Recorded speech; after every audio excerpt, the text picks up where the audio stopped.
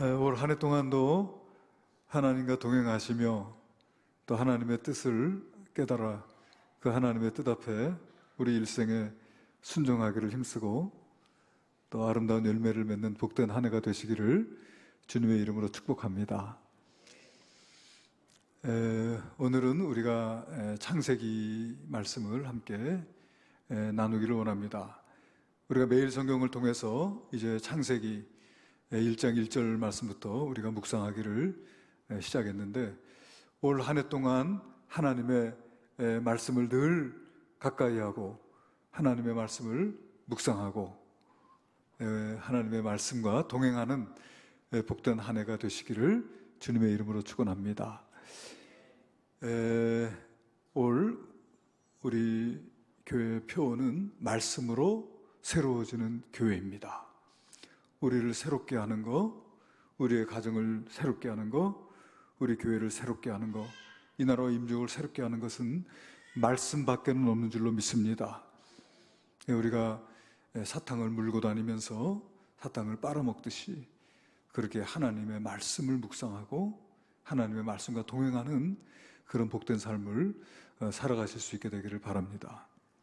그리고 또 구역 예배 여러분 모이기를 힘쓰고 또 함께 묵상했던 하나님의 말씀, 또 하나님의 은혜를 또 함께 나누며 또 사랑의 교제를 나눌 수 있는 구역 모임이 될 수 있도록 모두 다 함께 힘써야 될 줄로 믿습니다.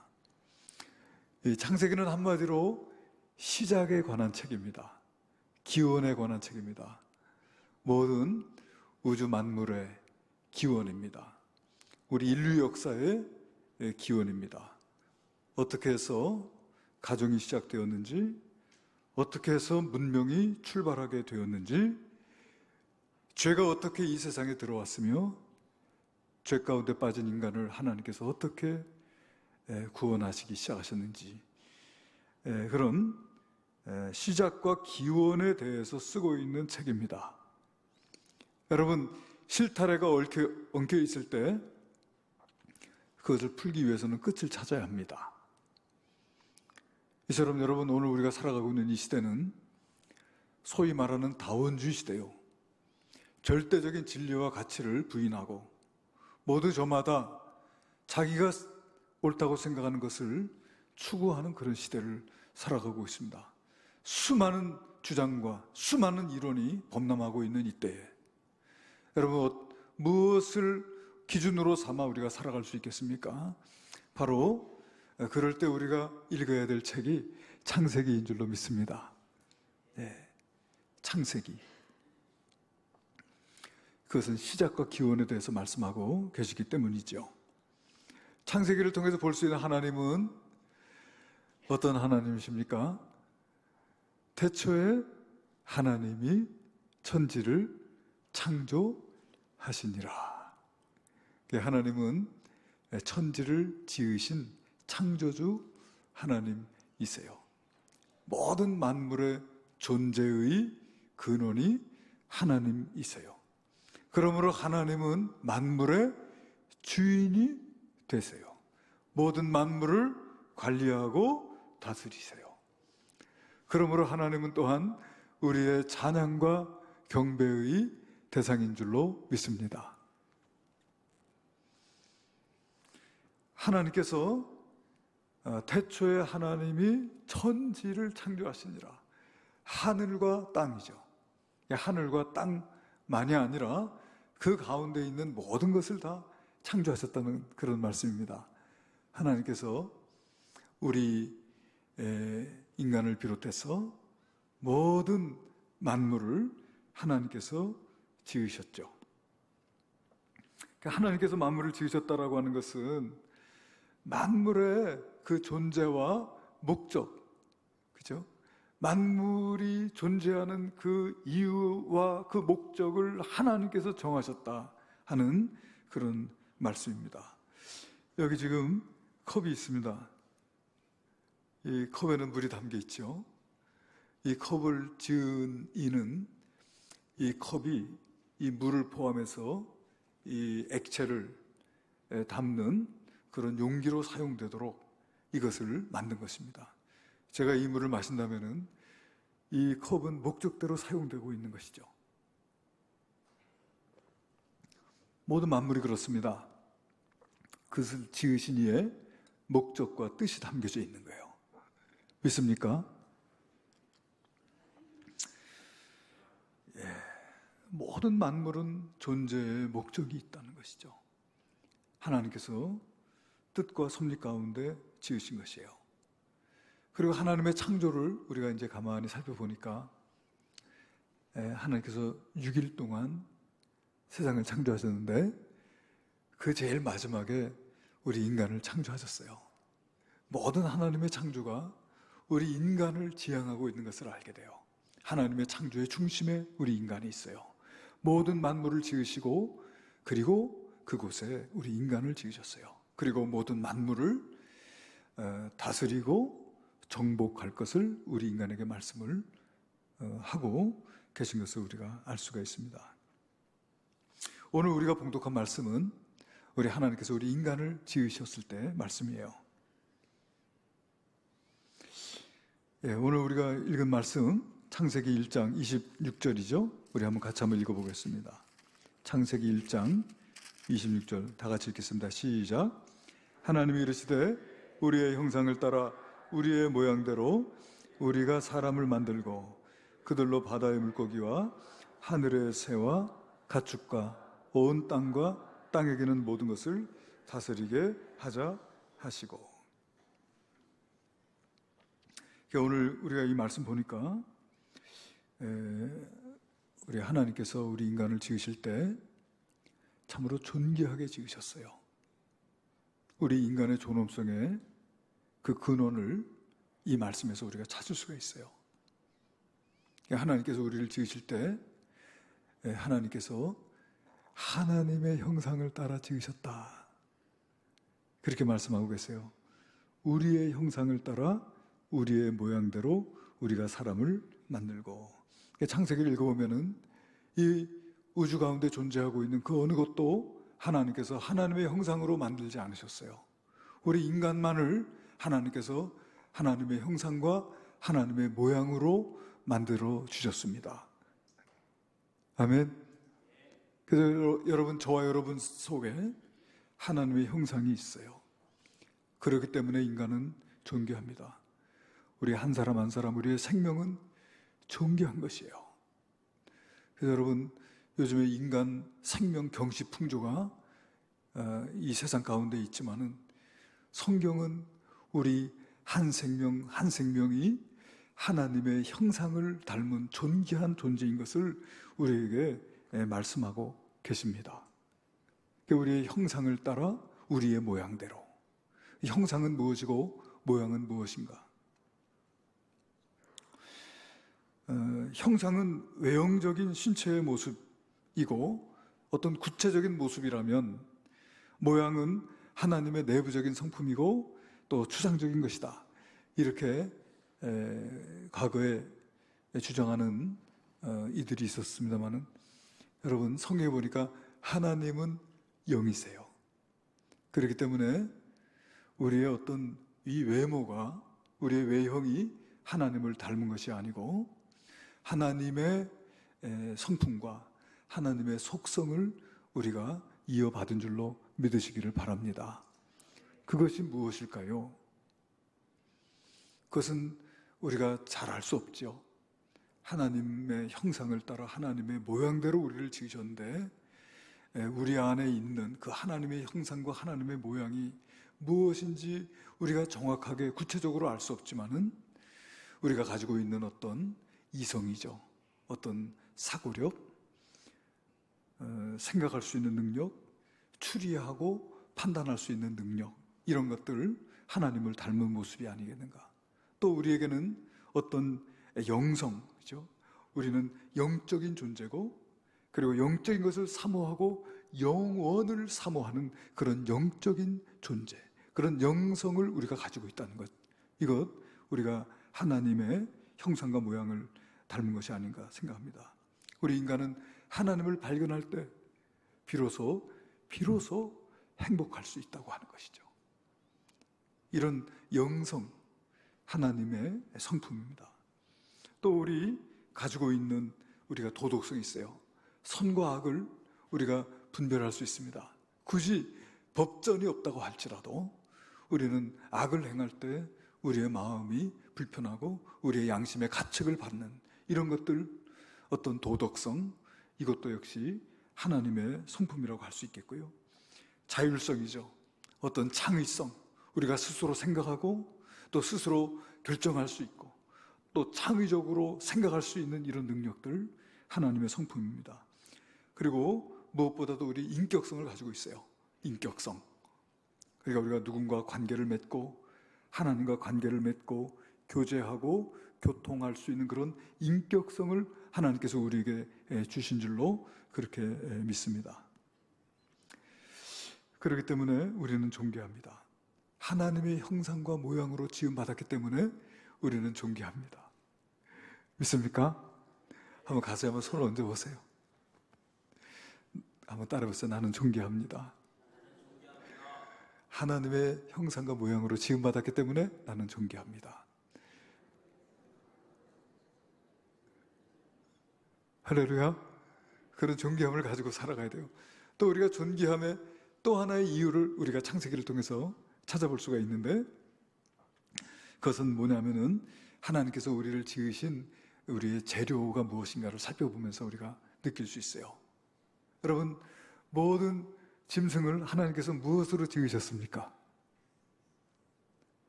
말씀으로 지으셨습니까? 흙으로 지으셨습니까?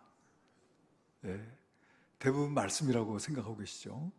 창세기 2장 19절에 보면은 뭐라고 했냐면은 여호와 하나님이 흙으로 각종 들짐승과 공중의 각종 새를 지으시고 그랬어요. 한번 읽어볼까요? 창세기 2장 19절. 창세기 2장 19절. 네, 한번 읽어보겠습니다. 시작. 여호와 하나님이 흙으로 각종 들짐승과 공중의 각종 새를 지으시고 그랬어요. 사람은 무엇으로 지었습니까? 사람도 흙으로 지었죠. 창세기 2장 7절입니다. 같이 한번 읽어볼까요? 여호와 하나님이 땅의 흙으로 사람을 지으시고 그랬는데 그 다음 절을 보면 달라요. 뭐라고 했습니까? 생기를 그 코에 불어 넣으시니 사람이 생령이 되니라 그랬습니다. 사람이 생령, 살아있는 영이 되었다는 거예요. 그러니까 우리 인간은 흙으로 하나님께서 지으셨지만은 그것으로 끝난 것이 아니고 그 코에 생기를 불어 넣으셔서 사람으로 하여금 생령이 되게 하셨습니다. 그래서 우리는 흙으로 지음을 받은 이 육도 있지만은 또 하나님의 생기로 말미암아 우리가 영적인 존재가 되었다는 것이죠. 그것이 우리의 인간의 존엄성을 찾아볼 수 있는 또 하나의 근거다. 그렇게 볼 수가 있어요. 흙으로 지음 받았다는 것은 값습니다. 그래서 우리가 땅을 터전으로 삼고 살아가며 땅을 떠나서는 살 수 없는 존재인 것은 사실이지만은 그러나 사람이 짐승과 다른 것은 하나님의 그 생기를 부여받았다고 하는 것이죠. 그것이 다른 점인 거예요. 그리고 하나님께서 우리 인간을 지으셨을 때 우리 인간의 존엄성을 이야기할 수 있는 또 하나의 근거는 뭐냐면은 하나님께서 우리를 지으신 목적이 남다르다는 거예요. 우리 창세기 1장 26절의 말씀을 한번 같이 읽어보겠습니다. 창세기 1장 26절입니다. 시작. 하나님이 이르시되 우리의 형상을 따라 우리의 모양대로 우리가 사람을 만들고 그들로 바다의 물고기와 하늘의 새와 가축과 온 땅과 땅에 기는 모든 것을 다스리게 하자. 할렐루야. 하나님께서 우리를 지으신 목적이 하나님께서 지으신 모든 이 자연 만물을 다스리고 또 정복하고 관리하도록 만드셨다라고 하는 거예요. 하나님께서 우리 인간을 하나님의 형상으로 지으시고 하나님께서 지으신 이 피조 세계를 다스릴 수 있도록 다스릴 수 있는 우리 존재로 만들어 주셨다고 하는 것입니다. 그러므로 우리 인간이 참으로 존귀하다. 그리고 또 하나 우리 인간이 존귀하다는 것을 말씀드릴 수 있는 근거는 뭐냐면은 창세기 1장 26절에 하나님은 우리 인간을 만드실 때에 우리라고 하는 복수를 사용하고 계시다고 하는 거예요. 자, 우리의 형상을 따라 우리의 모양대로 우리가 사람을 만들자는 거예요. 여기 우리라고 하는 것은 여러분 다 아시는 대로 성삼위 하나님을 말씀하고 계세요. 성부, 성자, 성령 삼위 하나님께서 우리 인간을 만들 때에 함께 협의하시고 또 함께 협력하면서 만드셨다라고 하는 거예요. 오직 우리 인간을 지으셨을 때만 나타나고 있는 표현이라고 하는 것입니다. 그래서 우리가 하나님의 형상으로 지음받았다고 하는 것은 어떤 의미를 갖고 있냐면은 우리가 존귀하다는 것이고요. 또 하나는 뭐냐면 하나님과 교제할 수 있는 자인 거예요. 믿습니까? 우리는 하나님과 교제할 수 있습니다. 우리는 하나님의 말씀을 통해서 하나님을 만날 수 있어요. 하나님의 말씀을 통해서 하나님의 뜻을 깨달을 수 있어요. 하나님의 말씀을 통해서 하나님께서 행하시는 일들을 알 수 있어요. 하나님의 말씀을 통해서 하나님께서 우리에게 바라시는 것, 우리에게 향하신 하나님의 교훈이 무엇인지 우리가 알 수가 있어요. 어른들만, 배운 사람만 알 수 있는 게 아니에요. 어린 아이들도 하나님의 말씀을 읽으면서 하나님을 만날 수 있습니다. 어린 아이들도 하나님께 예배할 수 있어요. 어린 아이들도 하나님께 기도할 수 있습니다. 이것은 하나님과 우리 인간이 서로 교통할 수 있도록 하나님께서 지으셨다라고 하는 거예요. 저도 개를 좋아합니다. 그리고 개를 좋아하는 사람들을 저도 이해하고 또 좋아합니다. 어떨 때는 개가 사람보다 나을 때도 있구나 하는 것을 실제로 느낄 때가 있어요. 어떤 영상을 보니까 말이죠. 개가 말이에요. 밥을 줘도 안 먹어요. 그리고 개가 죽게 생긴 거예요. 사람들이 이 개가 뭘 줘도 먹지 않는다고 걱정을 하다가 이 개가 왜 안 먹나? 그것을 알아보니까 이 개의 주인 할아버지가 병원에 입원하신 거예요. 그래서 이제 이 할아버지가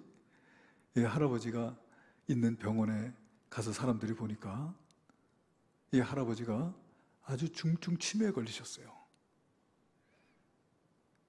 근데 의사 선생님이 할아버지에게 묻습니다.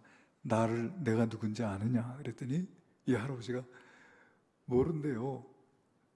아니, 흰 가운을 입고 내가 누구냐고 물어보면 누구라도 어린아이라도 의사라고 할 텐데 모른다고 그래요.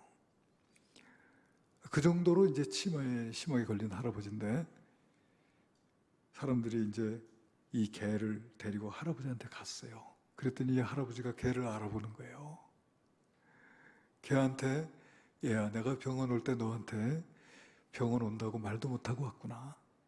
갑자기 쓰러져가지고 병원으로 이송이 되다 보니까 개는 할아버지가 병원 간 걸 몰랐나 봐요. 그렇게 개하고 반갑게 만난 할아버지, 개는 다시 집으로 돌아왔잖아요. 개가 그때서부터 먹는 거예요. 어쩌면 개가 그렇게 갸륵할 수 있나 그런 생각이 듭니다. 정말 사람의 말을 알아듣고 사람의 감정과 이렇게 소통하고 있는 개들의 모습 보세요. 혹시 사진 보여주실 수 있나요? 사진. 네, 얼마나 개하고 사람하고 저렇게 친밀하고 가까운지 몰라요. 다음 사진.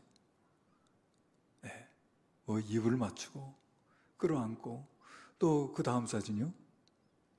네, 이 사진을 제가 인터넷에서 찾았는데 이 사진은 뭐냐면은 반려동물 축복식이라고 하는 의식이 지금 성당에서 진행되고 있는 모습입니다. 반려동물 축복식이에요. 그러니까 다시 말하면 개에게 축복하기 위한 예배 같은 거예요. 여러분, 개와 사람이 서로 이렇게 교통할 수 있지만 말이에요, 거기까지예요. 개는 하나님과 교통할 수 있어요, 없어요? 없어요. 개는 거기까지예요. 개로 태어나가지고 사람과 교통할 수 있다면 굉장히 영광스러운 거죠. 그죠? 굉장히 영광스러운 거예요. 그러나 거기까지예요. 여러분, 그러나 우리 인간은 그렇지 않습니다. 우리 인간은 하나님과 교통하도록 지음받았어요. 그래서 우리는 하나님을 알고 하나님을 알기를 힘써라. 하나님께 가까이 나아가기를 힘써라. 그리고 하나님께서 나를 지어주신 그 목적과 하나님의 그 뜻을 알고 그 하나님의 뜻을 섬기며 하나님께 영광을 돌리고 하나님께서 나를 지으시고 나를 이 세상에 보내신 그 목적을 우리가 이루기 위해서 살아가다가 하나님께로 가야 될 줄로 믿습니다. 그렇죠? 그래서 저도 반려동물을 좋아하고 집에서 개를 기르고 싶은 사람 중에 하나입니다. 그럼에도 불구하고 우리가 생각해야 될 건 뭐냐면은 우리가 반려동물과 소통하는 것에서 우리가 만족하거나 거기에서 우리의 시간과 물질과 에너지를 너무 많이 소모하거나 하는 것은 옳지 않다고 믿습니다. 개를 자식이라고 부르는 것도 옳지 않습니다. 개를 자기가 낳은 자식과 개를 형이니 누나니 해가면서 부르는 것도 옳지 않다고 믿습니다. 여러분, 우리 인간은 하나님의 형상으로 지음을 받았고 하나님과 교통하도록 지음을 받았고 하나님을 만나고 하나님으로 채워질 때만 비로소 행복한 존재가 될 수 있음을 믿으시기를 바랍니다. 이게 창조의 이야기에서 우리가 알 수 있는 거예요.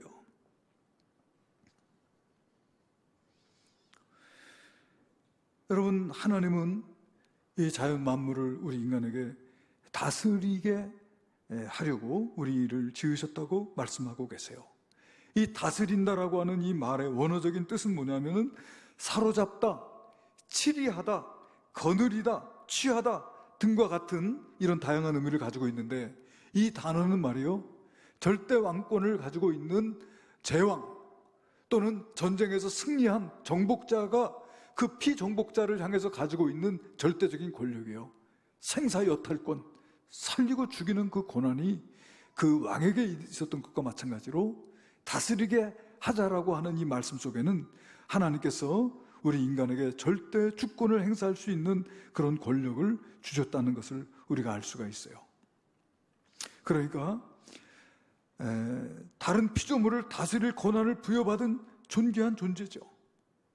이것은 뭐냐면은 하나님께서 우리에게 주신 이 자연 만물을 우리가 마음대로 훼손해도 좋다는 그런 의미는 아니죠. 하나님께서 우리에게 부여하신 그런 지혜를 가지고 자연을 개발하고 또 자연을 선용하고 자연을 통해서 아름다운 문화를 창출해낸 이와 같은 복된 삶을 살라고 우리에게 다스리라고 말씀하고 계신 줄로 믿습니다. 그리고 이 다스리게 하자라고 하는 이 말씀 속에서 우리가 기억해야 될 건 뭐냐면은 이 자연 만물은 우리가 숭배하거나 섬겨야 될 대상이 아니라는 거예요. 믿습니까? 여러분, 저는 가끔 가다가 이제 햇님이 나왔네, 빛님이 오시네, 이런 표현도 사실은 성경적인 표현이 아닌 거예요. 햇님이 아니에요, 해예요. 빛님이 아니에요, 피예요. 하나님께서 창조하신 피조물일 거예요. 피조물에 불과한 거예요. 우리 인간이 햇님이니 비님이니 이런 말 하는 거 옳지 않습니다. 성경적이지 않은 거예요. 그러므로 여러분, 과거에 많은 사람들이 자연 만물을 숭배했어요. 산에는 산신령이 있다고 생각해가지고 거기 제물을 바치고, 바다에는 용왕이 살고 있다고 해가지고 사람을 제물로 바다에 빠뜨리고, 그런 일까지도 행했어요. 큰 나무나 큰 나무, 큰 바위, 여기에 신이 있다고 생각하고 그거를 숭배하려고 했었던 이런 정형 숭배, 이런 사상은 잘못된 것이고요. 자유는 하나님께서 우리에게 맡겨주신 우리가 다스리고 그리고 관리하고 선용해야 될 대상인 것을 믿으시기를 바랍니다. 또 여러분, 또 창세기의 말씀을 통해서 우리가 알 수 있는 또 하나의 사실은 뭐냐면은, 하나님께서 사람을 지으실 때에 남자와 여자로 지으셨다는 사실이에요. 창세기 1장 27절 말씀을 한번 같이 읽어보겠습니다. 창세기 1장 27절입니다. 시작. 하나님이 자기 형상 곧 하나님의 형상대로 사람을 창조하시되 남자와 여자를 창조하시고. 여기에서 하나님께서 남자와 여자, 사람을 남자와 여자 양성으로 지으셨구나 하는 것을 알 수 있고요. 하나님께서 남자와 여자를 지으실 때 하나님께서 본질적으로 같은 존재로 지으셨어요. 자, 다시 한번 읽어보겠습니다. 하나님이 자기 형상 곧 하나님의 형상대로 사람을 창조하시되 남자와 여자를 창조하시고. 그래서 남자와 여자가 모두 누구의 형상으로? 하나님의 형상으로 지음받았다고 하는 거예요. 그러니까 남자나 여자나 하나님의 형상으로 지음받았다는 점에서 본질상 동일합니다. 그리고 그 다음 구절 28절에 보게 되면은 같이 한번 읽어볼까요? 하나님이 그들에게 복을 주시며. 하나님께서 그들에게 복을 주는데 그들이 누굽니까? 남자와 여자죠. 하나님께서 남자와 여자에게 동일하게 복을 주셨어요. 하나님이 그들에게 복을 주시며, 또 하나님이 그들에게 동일하게 또 사명, 미션을 맡겨주세요. 그 다음 구절을 보면은 하나님이 그들에게 이르시되 생육하고 번성하여 땅에 충만하라. 땅을 정복하라. 바다의 물고기와 하늘의 새와 땅에 움직이는 모든 생물을 다스리라. 똑같은 임무와 똑같은 사명을 맡겨주신 것을 우리가 알 수가 있어요. 그러니까 그 본질적으로 하나님의 형상을 따라 지음받았고, 똑같이 하나님의 축복을 받았고, 그리고 똑같은 사명을 부여받은 남자와 여자가 평등하다는 것이죠. 그 남자와 여자가 평등하다는 것을 우리가 창세기를 통해서 알 수가 있고요. 하나님께서 인간을 지으실 때 양성으로 지으셨다. 남성과 여성으로. 그리고 그들로 하여금 생육하고 번성하여 땅에 충만할 것을 하나님께서 명하셨어요. 그러니까 한 남자와 한 여자가 만나서 서로 사랑하고, 그리고 그 두 사람의 사이에 자녀를 낳고, 그 자녀를 또한 사회인으로 또 하나님의 자녀로 양육해 감으로써 이 땅이 생육하고 번성한 그런 하나님의 나라가 되도록 하나님께서 인도해 주신 것이죠. 여기는 참 많은 뜻을 함축하고 있는데요, 오늘날 소위 이 성평등이라고 하는 이 말 때문에 많이 그 혼란을 야기하고 있어요. 여러분, 우리는 생각할 때 성평등이나 양성평등이나 똑같은 말로 생각이 돼요. 그렇죠? 성평등이 양성평등이고 양성평등이 성평등이지 왜 뭐가 다르냐라고 하지만은, 요즘에는 이 성평등이라고 하는 이 말은 굉장히 다른 의미로 사용되어지고 있어요. 우리는 그것을 알아야 합니다. 이 성평등이라고 하는 말에서 이 성이라고 하는 말은 양성평등에서 말하는 성과는 의미가 달라요. 양성평등이라고 하는 말은 이제 생리학적이고 생물학적으로 남성과 여성을 구분짓는 말입니다. 하나님께서 인간을 지으실 때 남성과 여성, 양성으로 지으셨다라고 했을 때 그때는 섹스라고 하는 말을 사용해요. 남성, 여성. 그러나 성평등은 섹스라고 하는 말이 아니라 젠더라고 하는 말을 사용합니다. 이 젠더라고 하는 말은 생물학적이고 또 이 생리학적인 의미가 아니고 이것은 사회학적이고 또 심리학적인 그런 의미예요. 그래서 이것은 이제 어떤 성 정체성이라든지 성적 지향이라든지 이런 말을 사용하게 됩니다.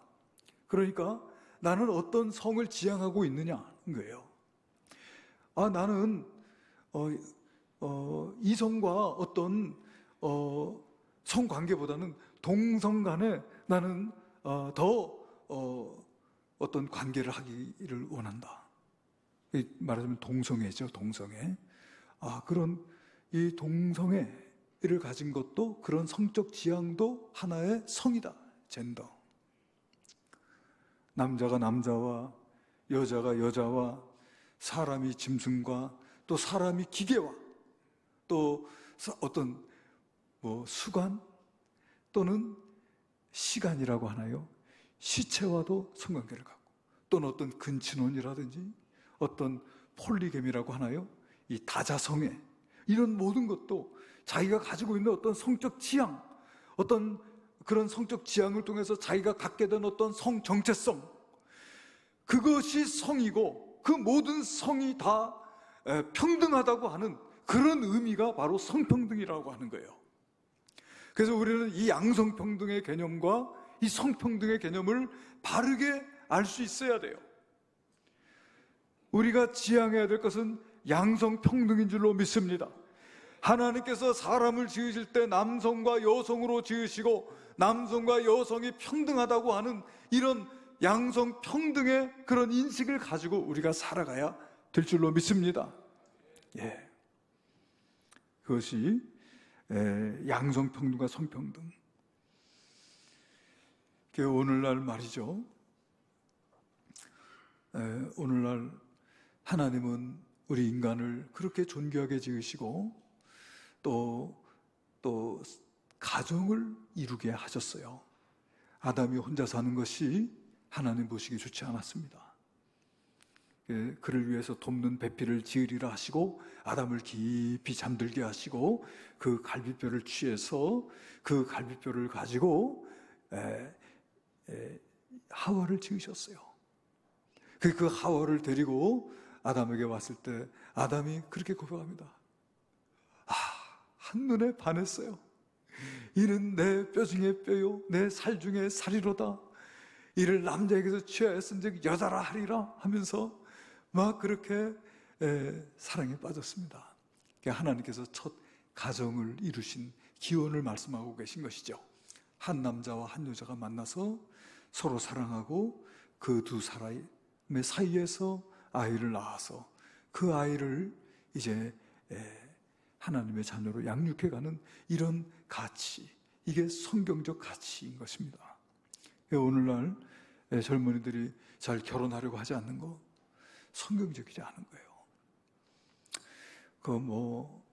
그 부부가 서로 막 이렇게 충돌하면서 살아가는 그 모습을 보니까 나는 결혼 안 하고 혼자 편히 살겠다. 옳지 않습니다. 그리고 우리 애 낳아서 기르는 게 비용이 많이 들고 힘드니 우리 애를 낳지 말자 하는 것도 성경적이지 않은 거예요.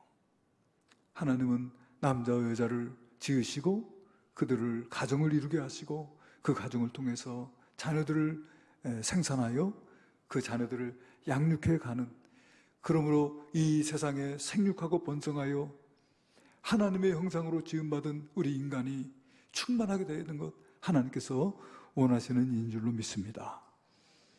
이런 가치관을 가지고 우리가 살아갈 수 있어야 되리라고 그렇게 믿습니다. 하나님은 이 세상을 지으신 분이십니다. 그래서 하나님의 그 창조의 역사 속에서 하나님은 우리 인간을 존귀하게 지으셨어요. 우리 인간의 존엄성을 이 창세기를 통해서 알게 됩니다.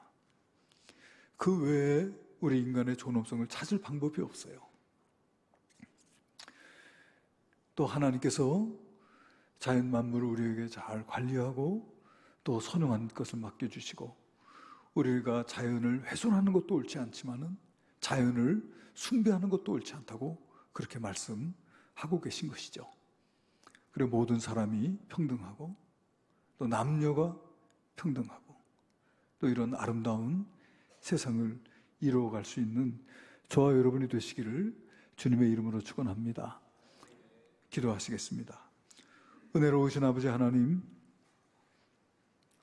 우리가 올 한 해를 살아갈 때 하나님의 말씀 안에서 우리가 바른 세계관과 바른 가치관을 가지고 살아갈 수 있는 자들이 되게 하여 주시옵시고, 하나님께서 우리를 참으로 그렇게 존귀하게 지으신 대로 하나님의 뜻을 받들어 섬길 수 있는 저희들이 되게 하시고, 이 땅에서 생육하고 번성하여 하나님의 뜻을 이루는 복된 삶을 살아갈 수 있도록 인도하여 주시옵소서. 귀하신 예수님의 이름으로 기도하옵나이다. 아멘.